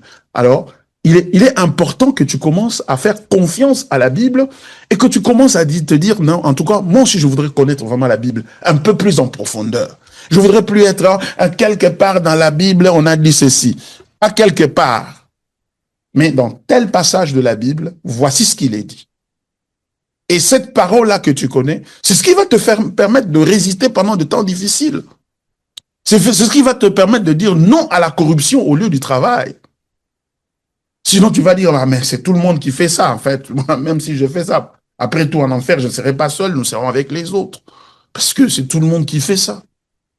Tu vois, tu ne seras pas à mesure d'être comme Shadrach, Meshach, Abednego pour dire non, nous ne mangerons pas les mets du roi. Nous ne mangerons pas les mets du roi. Mais pourquoi ils ont dit ça? Mais parce qu'ils connaissaient le Seigneur. C'est cela le besoin de l'heure, mes frères et sœurs. Le besoin de l'heure, c'est pas de dire aux gens de connaître Satan. Tu ne le connaîtras jamais. C'est un aventurier de carrière. C'est un ange. C'est un méchant qui il va séparer des apparences, qui portent les apparences de l'ange de lumière. Et c'est un menteur patenté. Tu ne vas pas le connaître. Mais Jésus, tu peux le connaître, et quand tu le connais, ça te permet d'avancer dans la vie. Voilà tout l'intérêt de connaître ces choses ici. C'est pas que ce sont des choses qui sont pas intéressantes, j'essaie de les rendre intéressantes. Non, elles sont intéressantes, ces choses ici. Et je le vois moi-même personnellement dans ma vie, comment ça m'aide dans mon foyer. Comment ça m'aide dans ma famille, avec mes enfants. Je n'en ai que 3, mais parfois j'ai des maux de tête, hein, franchement, je dois vous le dire. Ça me permet d'être en paix par rapport au ministère. Le ministère n'est pas facile. N'est pas facile, c'est très difficile. Voici ce que Dieu nous a rendu capable de faire. Nous venons de traverser, nous sommes en train de traverser un temps difficile qui est en train de tendre vers la fin en tant qu'Église. Là, nous sommes en train de déménager. Le dimanche prochain, nous serons sur l'avenue Isoke, croisement Isoke-Willery, 146 Isoke, non loin, pratiquement à 2 minutes, à 5, disons 5 minutes de marche d'ici à partir de l'endroit où nous sommes maintenant. Mais c'était une période extrêmement difficile. Et ce qui nous a permis de tenir pendant ce temps n'est pas d'avoir peur et de faire confiance à Dieu. C'est parce que, comme Paul a dit, je sais en qui j'ai cru. Je sais en qui j'ai cru. Et celui en qui j'ai cru, il n'est pas défini par mes expériences.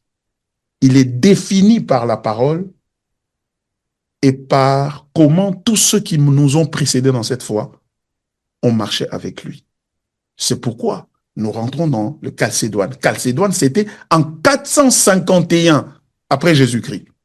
Donc ça fait autour de 1600 ans, au moins, depuis que cela a eu lieu. Donc notre foi n'est pas ancrée seulement par des petites expériences que nous rencontrons. Nous regardons aussi la vie de ceux qui nous ont précédés. Comment ils ont cru et comment ils ont avancé avec le Seigneur. Quels obstacles ils ont connus et comment ils ont renversé ces obstacles-là. Ça devient une force pour nous. Car la vie de ceux qui nous ont précédés dans la foi est un don pour nous. Est un don de Dieu pour nous. C'est ce qu'il dit dans la parole. Il a donné les uns comme apôtres, comme prophètes, comme les autres comme évangélistes, les autres comme pasteurs et docteurs. Pourquoi? Pour le perfectionnement de saints en vue de l'œuvre du ministère, jusqu'à ce que nous parvenions tous à l'unité de la foi, à la mesure de la stature parfaite de Jésus-Christ. Et il nous a donné il nous a donné les apôtres. Les apôtres sont là pour nous. Quels sont ces apôtres? C'est l'apôtre Pierre, l'apôtre Paul, l'apôtre Jacques. Ils sont là avec nous. Ils sont morts, mais ils nous ont laissé des écrits. Donc nous avons des apôtres, nous n'avons pas besoin d'autres apôtres aujourd'hui. Et encore moins des autres prophètes qui veulent nous dire des choses qui sont contraires à ce que les vrais apôtres et les vrais prophètes nous ont dites. Voyez-vous? Donc nous avons des apôtres. Nous avons nos apôtres. Si on vous demande, est-ce que à Pont de Grâce, vous avez un apôtre? Vous dites, oui, nous avons plusieurs apôtres à Pont de Grâce. Et qui sont ces apôtres-là? Vous leur dites que c'est l'apôtre Paul, l'apôtre Pierre, hein? L'apôtre Jacques, l'apôtre Matthieu, etc. Ce sont nos apôtres, ce sont nos frères, ils sont avec nous parce que quand nous lisons les écrits qu'ils nous ont laissés, nous sommes fortifiés dans notre foi. Et non seulement avec eux, mais aussi tous les frères et les sœurs et les saints et les saintes qui nous ont précédés, qui s'étaient réunis en Chalcédoine. Ils ont pris cette décision. Pourquoi nous devons négliger ce qu'ils ont dit en Chalcédoine? Oh non, ça c'est la théologie. Bon, vous voulez alors vous référer à vos prophètes et apôtres de fortune qui racontent des histoires décousues, qui manifestement s'opposent aux Écritures, et certains d'entre eux ont d'ailleurs la réputation de ne pas vraiment connaître les Écritures. On dit, mais celui-là, l'apôtre là, le prophète là, le pasteur là, l'évangéliste là, lui n'est pas très fort dans la parole, mais il est très fort dans la prière. C'est un hérétique. On ne peut pas être fort dans la prière, être fort dans les miracles et dans les délivrances, et faible dans les Écritures, et on va devenir très rapidement éthiquianiste, on va devenir nestorien, on va devenir finalement hérétique. Voilà pourquoi. Voilà. Alors, la fois prochaine, par la grâce de Dieu, nous allons prendre ça à partir du contexte historique et théologique ici, c'est-à-dire quoi? Nous allons expliquer les causes lointaines et les causes immédiates. Qu'est-ce qui a causé, qui a amené à ce que le concile soit convoqué et que, à l'issue de ce concile, en 451, un credo soit forgé et mis à la disposition de l'Église. C'est parce qu'il y avait une controverse, un débat. Un peu comme aujourd'hui, nous avons un débat au Congo, à Kinshasa, à Brazzaville, au Gabon, en Côte d'Ivoire, etc., sur la question de la délivrance. La question un chrétien peut-il être possédé ou non? Est-ce que les chrétiens peuvent être liés, envoûtés, possédés par des esprits, oui ou non? Et cette controverse-là a besoin d'être réglée autant que les autres qui ont été réglés précédemment. Alors ici, la controverse n'est pas au sujet du chrétien ou des démons, la controverse était au sujet de la nature du Seigneur. Comment ces deux natures se combinent en une seule et même personne. Et le credo de Chalcédoine a résolu ça. Voilà. Alors, avez-vous des questions ou des commentaires ou des objections à faire? Sentez-vous libre, mes frères et sœurs, de pouvoir intervenir maintenant. C'est votre temps. Et nous allons continuer le mardi prochain jusqu'à ce que nous terminions ça. Nous avons vraiment de la matière et c'est vraiment intéressant et profond cet enseignement. Je vous conseille de nous suivre. Et même vous qui nous suivez en différé sur vidéo, ici sur YouTube, laissez-nous un commentaire au bas de cette vidéo. Et si vous avez des questions, posez-les. Nous allons répondre et interagir avec vous à partir d'ici. Et si vous voulez, à la prochaine occasion, recevoir le lien de le lien Zoom, pour participer en ligne à cet enseignement, et exprimez-le nous dans le commentaire, et nous allons vous envoyer le lien prochainement et vous, du coup, vous serez informé de la tenue et du culte de mardi. Nous le faisons chaque mardi de 17h à 19h lorsque Dieu nous prête vie par sa grâce. Alors, merci beaucoup, soyez les bienvenus. Et si c'est votre première fois d'être ici sur cette chaîne, YouTube, eh ben, considérez vous abonner à notre chaîne et aussi laissez-nous un commentaire et les likes sur, au bas de cette vidéo pour nous permettre de la véhiculer à d'autres personnes qui, en l'entendant, en la suivant, cette vidéo, vont être aussi édifiées. De cette manière, votre like vous permet de servir le Seigneur. Votre like vous permet de toucher à quelqu'un d'autre. Nous sommes pendant la période des révolutions et, informatiques, etc. Et aujourd'hui, avec l'IA, l'intelligence artificielle, donc profitons de ça pour aider les autres à connaître le Seigneur. Alors, à vous la parole, à vous les questions, à moi les réponses. Merci, pasteur. Tout d'abord, est-ce que nous pouvons acclamer la parole de Dieu ce soir? Merci, pasteur, pour votre disponibilité sur tous ces précieux enseignements Amen. qui continuent de nous bénir et de nous aider à grandir dans notre foi. Alors, je ne sais pas ici dans la salle si quelqu'un a eu une question, comme ça on l'apprend et vous allez y répondre. Il y a les frères Caleb qui a une question. OK. Bonsoir Lassar. Merci Bonsoir. beaucoup, pasteur, pour la parole. Merci pour ces enseignements que on est en train de suivre. On a commencé la Trinité, sur le credo de Nicée, qui nous parle de la divinité de Jésus-Christ. Maintenant, nous sommes sur les credo de Macédoine, sur que Jésus est 100% Dieu et 100% homme. Si vous remarquez, nous avons du mal à poser certaines questions, sincèrement. Parce que c'est pas notre environnement ici en RDC, il faut qu'on se dise certaines vérités. Notre environnement, c'est les démons, les diables et tout et tout. C'est ce qui nous entoure.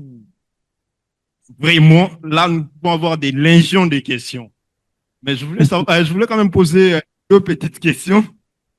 Ma première question sur un de mes frères qui m'a dit, bon, c'est une suggestion, il voulait aussi que non.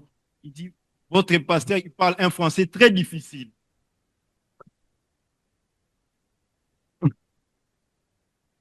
Ok. C'est un peu ça. Et sur base de ça, je préférais poser aussi une question. Moi, j'ai ma mère. Ma mère, elle n'a pas fait de longues études.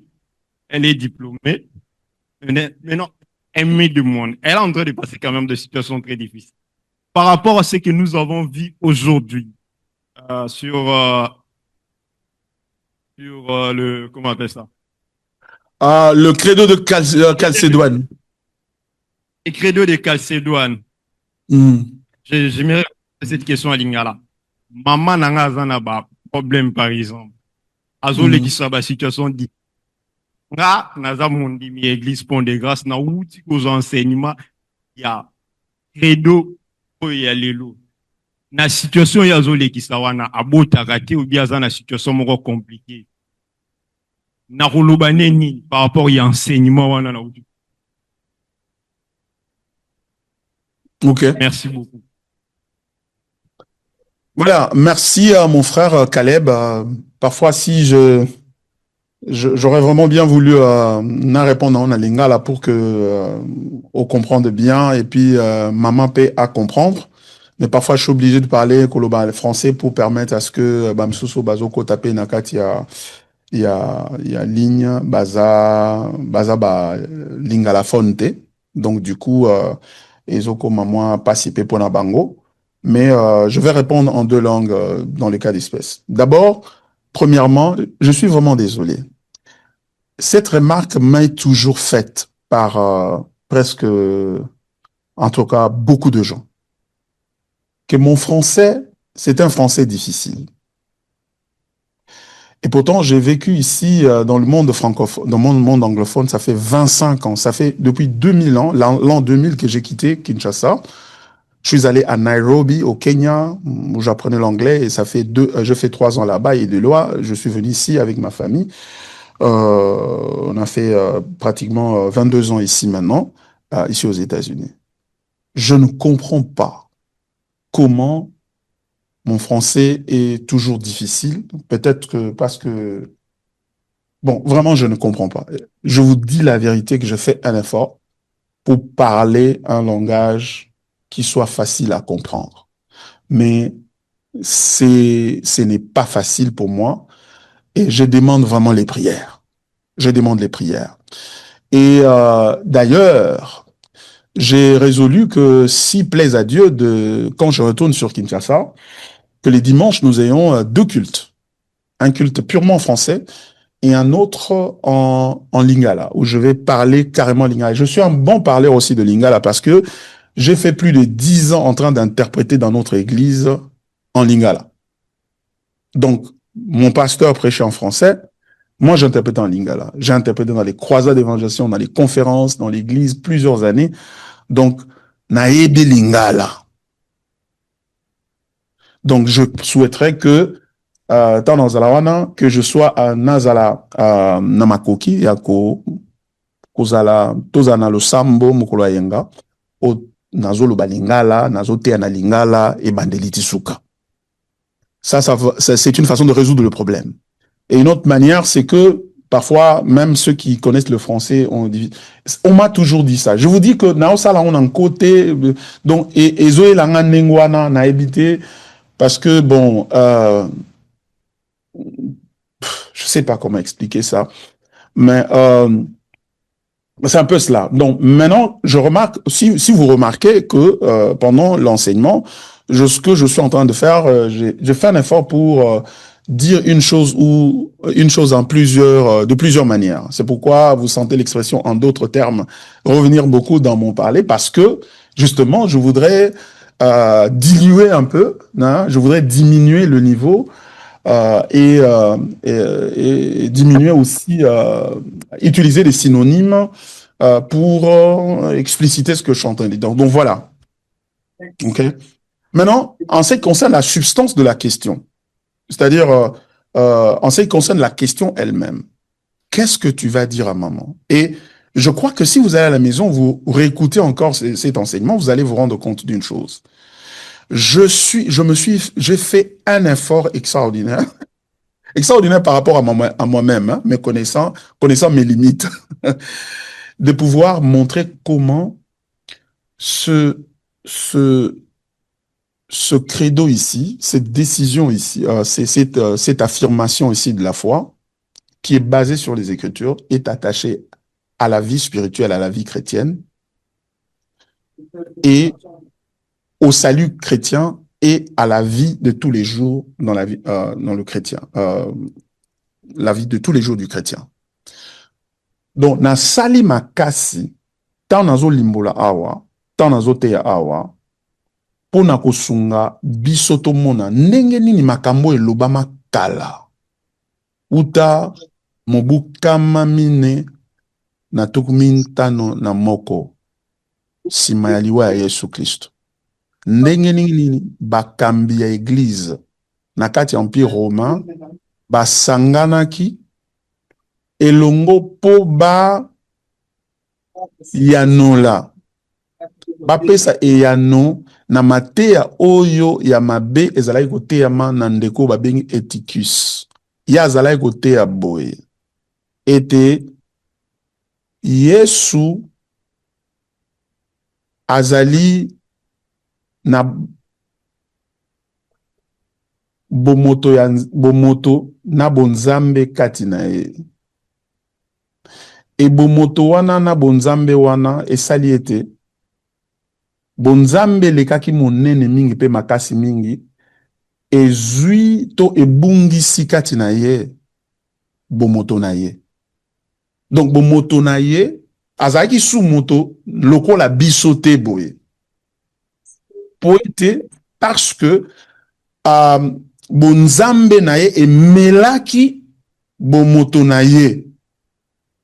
Et tango ye atei mateya wana ezali na ezali ko pekisa biso to sosola ndenge nini Yesu akoki kozwa esika na biso bato soki ye aza moto lokola biso te. Ezali ko pekisa biso to sosola ndenge nini Yesu akozala Nzambe bongo azala lokola moto te, bongo azwa esika ya bato. Toko nyokama oya nyokwami, biso toko kanana yango tolobete, en tout cas ngai pe nako kanga motema na komekama o naza nango po ete Yesu pe utanaki pe na komekama pe akangaki motema atalelaki Nzambe, atielaki Nzambe motema pe andimaki kosala mokano na Nzambe. Alors, lolenge, soki Yesu azalaki vraiment moto te lokola ngai. Par conséquent, akoki kozala ndakisa te pona ngai. Kozala ndakisa onga na koko landa te po ngai na lobete, na mikakatano pe na akuta nango ba problème onaza nango na vie. Problème musala, problème kobota, problème kolia, problème boye. Ete Yesu azala ndakisa oyo kosunganga na kanga motema na lobete lokwa Yesu atalelaki Nzambe pe atielaki Nzambe motema nga pe na kotalela Nzambe na kotiele pe motema pe na zela kino Nzambe asala pe na kati na bomoi na ngai. Do elingo lobete ndeko yo kombo na etikes lolenge ya limbola ki liloba na Nzambe na o etali bomoto na Yesu Kristo pe bonzambe na Yesu Kristo ezali ko pekisa Yesu azala ndakisa pona ngai. Soka za ndakisa te pona ngai. Epe lokola za moto lokola ngai te akokozwa esika na ngai te po akufelanga amemelanga mokumbo ya masumu na ngai. Boye mateya wana ekomaki libaku pona bana na Nzambe po ba yeba Yesu aza penza nani. Po soki to yebite Yesu aza penza nani, moyen to bikisama na Yesu, peto la nandakisa na ye, eko kozala te. Po ete na kati ya bo Kristo, bo yebi ya Yesu Kristo ne yango bomo ina seko. Yango na Yesu alobi ete, bomo ya seko ezali ete, bango ba yeba yo Nzambe ya solo, pe ba yeba oyo tindi Yesu Kristo. Mingi na kati na bomo na biso lokwa bandimi mitungisi ezali koya tango biso tozali kokanisa ete losambo na biso pona kosenga biyano na mikakatano na biso yango nde koki kosunga biso po ete tobima na basituation wana. Me mateya oyo ezolakisa biso ete ezana mikakatano moko te oyo kokuta nango pe okobima pe Nzambe ayanola yo soki otie pembeni boyebi ya Nzambe. Donc koyeba Nzambe yango nde kosalisa biso tobima na kati na mikakatano nyonso. Pe koyeba Nzambe wana ndenge amilakisi pe amimonisi na kati na makomi na kati na Biblia. Yango wana mateya o tozo yekola ya litatoli to credo ya Calcédoine. Litatoli ya Calcédoine. Ya Calcédoine eza lokwa Kisasa te. Tokolo baba lokwa litatoli ya Kisasa. C'est-à-dire bakambi ya mangomba nyonso bazwamaki na empire romain bakutanaki na mboko babengi kombo Calcédoine na moya lelo eza na mboko tozo benga Turquie. Eza ville moko na kati ya mboka ya Turquie. Bakutanaki wana pe bavandeli mateyo balobi tika totala makomi poto yeba soki ndeko etikis makambo azoloba na tina na bonzambe pe bomoto ya Yesu Kristo eza ya solo to eza ya solo te. Po soki eza ya solo te ekopengwisa lingomba pe bamoni ete eza ya solo te. Yango nde bakomi balobi ete biso sima na biso kotanga makomi na Nzambe maloba na Nzambe to moni ete makambo ndeko etikisa lobaki eza lokuta pona nini? Pona boye. Ete mukana Nzambe ezotalisa biso ete bomoto ya Yesu Kristo pe bonzambe na ye evandaki kati na moto moko. Bato mibale te. Bonzambe eza na moto mosusu, bomoto eza na moto mosusu. Wana nde Nestor alobaki ndenge wana tato okomone Nestor, yango babengi yango nestorianisme. Tato babengi etikes ya lobi te bomoto ya Yesu Kristo emelamaki lokola sukali batie na kati ya mai elimwe na kati ya bonzambe ya Yesu Kristo.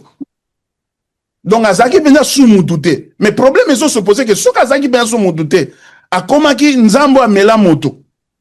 Elingo loba akoko zo sika ya bato te po akufela bango. Poto lobete moto lokola biso akufaki, lokola ya akufeli biso memeli biso mikumba na biso pe masumu pe bilakela na biso mabe, boye tobikisami na ye.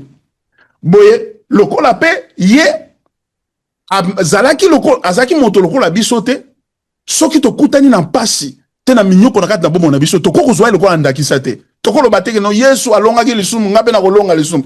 Yo olonga lisumu ndeni ya azaki mutu lokola yo te.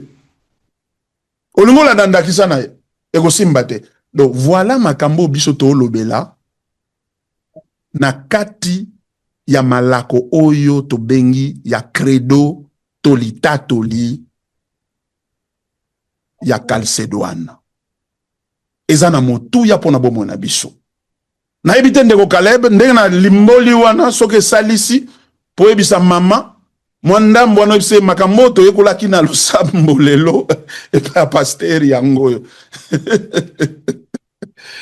Tozana kilta lingala na manote aka lingala ebandeli tusuka.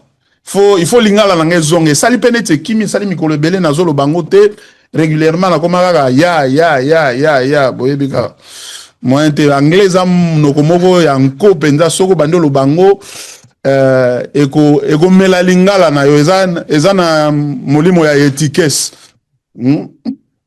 eko mela langue.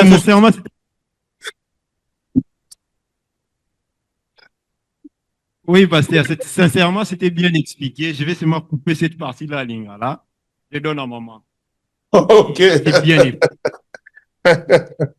Merci beaucoup.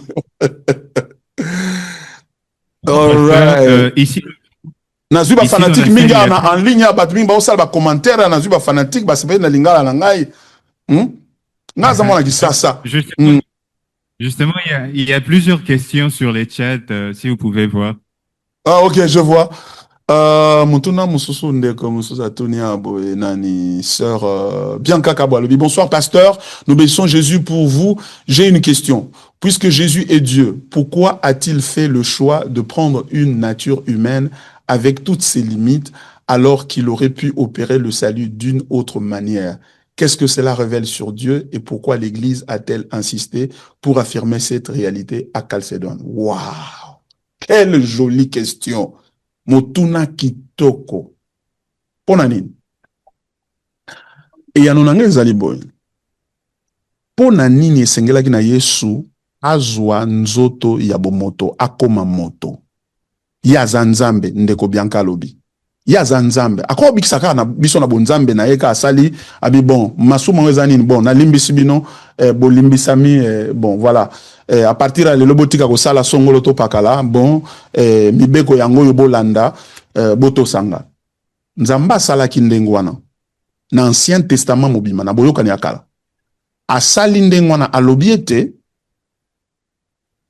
aponi Israël libota nae atie bango pembeni pe apesi bango mibeko zomi pe na mibeko nyoso elandisa maxima nango za kama motoba na zomi na moko na misato et Nzambe tango apesi bango mibeko mukana nzambe zo talisa biso na boyoka ni sika na boyoka ni kala banda Genèse kino buku ya Miché ezo lakisa biso ete moto moko te azalaki na makoki ya kotosa nzambe pona nini po ete lisumu ezalaki kati na moto boye nzambe lokola aza sembo aza juste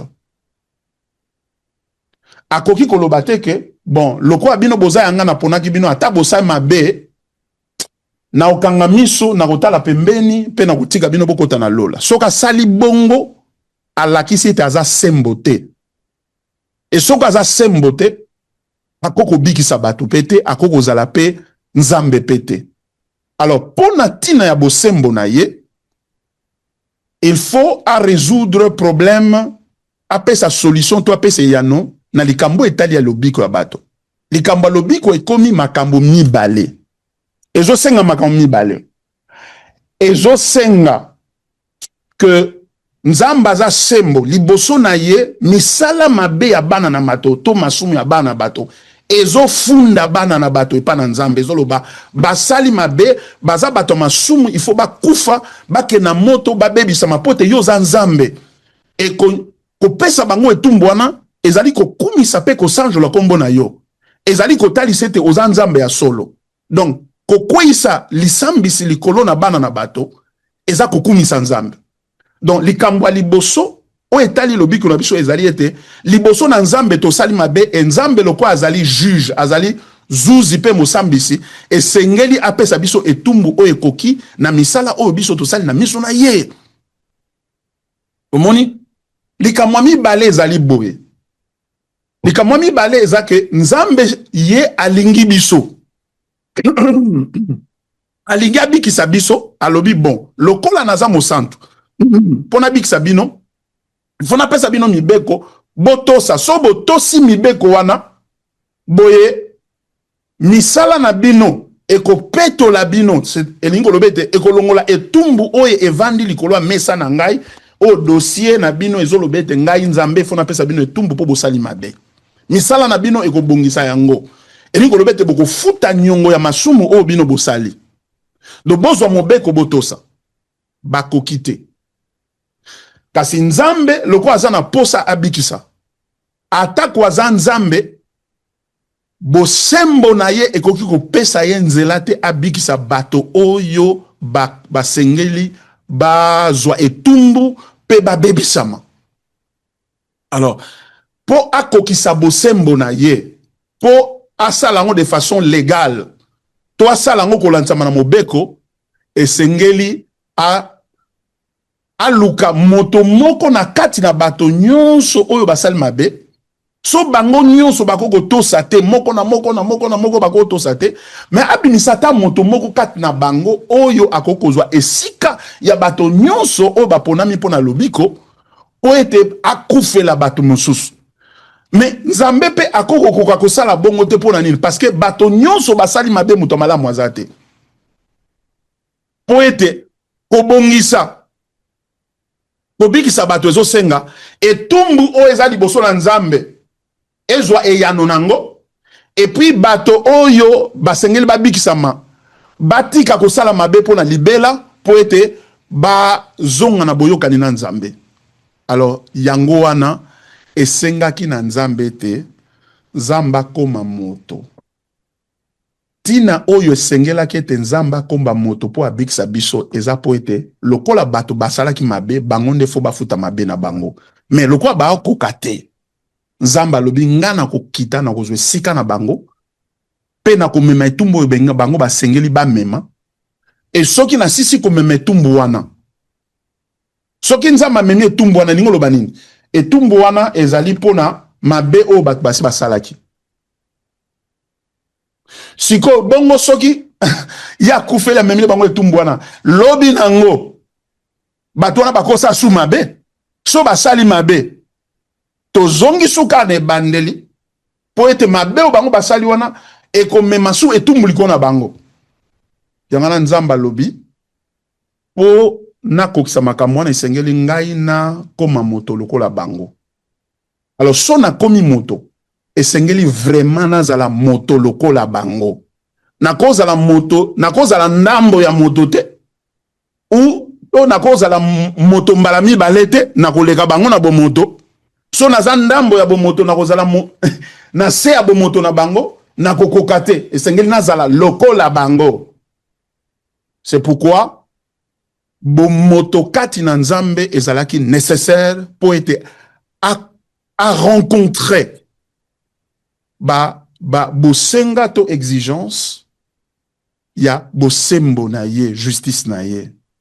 C'est pourquoi yango na nzamba akomi moto tanga akomi moto afuti nyongo mais po lokwa nzamba akomi moto so akomi moto ezosenga ke bomoto na ye eza na valeur koleka ba bomoto ya bato nyonso po ete lifuti na ye pona mabe ya bato ezipa mabe ya bato nyonso sinon ekozala akomi moto moko akufela kaka moto moko Po akufela bato ebele, il faut kati na ye, makila na ye to, lolenge na ye akozala, ezala na motuya, motango, koleka, motomoko. Yango wana esengeli azala, Nzambe, e azala pe moto, mbala moko. Bongo na boye, yango wana, moto ya Yesu Kristo, na bonzambe ya Yesu Kristo, eza na moto ya po soka za moto, akokoka na biso. Soka za Nzambe, akolonga mabe kati na bomoto, po ete, oko yate okufela batu, yomo okomosa asu mabe lisusu. Po elogo eko pekiso sa mabe, eza bonzambe. Po Nzambe akosa mabe te. Yango wana, Yesu esengele azala moto, kaza Nzambe. Tato etikes, ya lubite, azaka Nzamba pamba, po bomoto na ye wana, emelama ki lokola sukali na kati ya mai, azaki sous moto te. Or, soko aza sous moto te, ndeni akozwa place na biso bato, e osimba te. Yango na tobise tata etikes tala tika. Aza moto. Po so aza moto te, biso to kweli makambo. Po oya sali po na biso ekende mai eko simba te. Yango na fo azala moto. E yango pe ifo aza Nzambe po ete bonzambe na ye yango ndezo garantir ka kotika kosa mabete. Etangu Yesu aye akufi akokisi yango. Etangu akei abi na otika bino pamba te. Lokola ngai na salara lisumu te. Na sali mabete, mabeza kati na ngate. Na kozwa bomo inanga na kopesa bino yango. Po ete tango nyonso botema liboso Nzambe. Nzamba amona bino te, amona ngai kati na bino. Yango na nde Molimo Santo ayaki, tango Molimo Santo aye, azui mobeko oyo Ancien Testament, oyo ezaki libande komama kilifo mabanga. Azui yango, akomi yango na kati na mitema ya bandimi. Ndenge mukanda ya Jérémie elobi, na chapitre 31, verset 31-33, mukanda Nzambe elobi te, nako tonga boyokani ya sika. Ekozala kwa boyokani ya kalate ona tonga kina bana ya batata na bino, batata na Israël, batata na bana Israël oyo babuka ki mobeko na ngai. Mais nakozwa mobeko na ngai nakokoma yango na mitema na bino, nakolongola musuni oyo ya libanga nakotia na olongola motema libanga nakotia motema musuni, nakokoma mobeko na ngai na mitema na bino. Pe nakosala ete botosa ngai. Bino nyonso bokotosa nga, bino nyonso bokobanga ngai. Yango wana. Po biso to vivre lolenge oyo esengeli to yeba yaza nani pe to ndima o yazana o yazali po te ko ndima na biso na kati na ye na o yazali yango nde mote ko longisa biso masumu pe ko longisa biso ba problème nyonso. Donc kondima Yesu po azana nguya makasi po asisa ba problème na biso eza kondima ya lokuta. Pourquoi? Parce que soki oyo ya azali et répondre na noté et ya noli mama ya likambo evandi kat na mitema na biso ya lisumbu ya pe ya bokabwe na Nzambe. Soki e ya noli yango te et koki ko ya nola ba problème na biso te. Si Christ ne peut pas être la réponse de Dieu pour notre salut d'abord, salut dont la nécessité est prouvée par le besoin par la présence du péché qui est dans nos cœurs, il ne peut pas être la réponse à nos problèmes quotidiens. Voilà. Donc, ce qui s'y voit dans Bandeko, non, soit pour ces questions. Le prochain culte en Lingala, pasteur. C'est encore plus clair maintenant, même en Lingala. Oh, alléluia. Vraiment l'explication en Lingala. Et ça allait bien. Et ça allait oh, gloire à Dieu. Waouh, très édifiant. Neko Martin Lobby, il y a solo pasteur Matondo Mingi. Bonsoir pasteur, merci pour ce bel enseignement. Ma question est celle-ci. Je comprends bien que Jésus était 100% Dieu et 100% homme par rapport à l'explication donnée de cette belle question de la sœur Bianca. Ok, gloire à Dieu. Wow. Amen. Merci beaucoup. Nasuki wana pona lelo, merci mingi bandeko nzamba pambola bino. Natiki maloba na modérateur na biso si sana biso bolimbisa pona tango.